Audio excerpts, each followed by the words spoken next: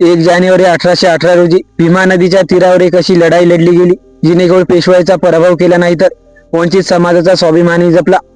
हीच लढाई भीमा कोरेगावची लढाई। महाराष्ट्राच्या इतिहासात 1 जानेवारी 1818 रोजी झालेली भीमा कोरेगावची लढाई ही एक महत्त्वपूर्ण घटना मानली जाते।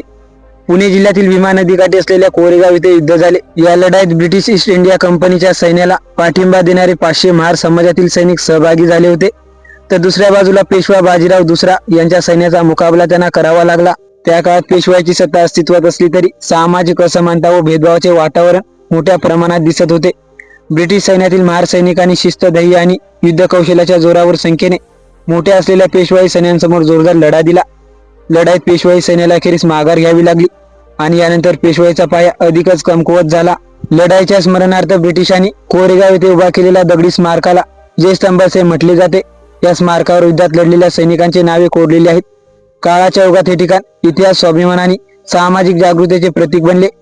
विशेष म्हणजे दलित समाजासाठी ही घटना समानता, अधिकार आणि आत्मसन्मानाची आठवण करून देणारी ठरली। दरवर्षी 1 जानेवारीला हजारो लोक इथे उपस्थित राहून श्रद्धांजली वाहतात।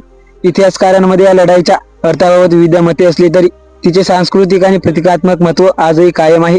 भीमा कोरेगावची लढाई केवळ युद्ध नव्हती, ती न्याय, स्वाभिमान आणि सामाजिक जाणीवेची ऐतिहासिक घटना म्हणून स्मरणात आहे।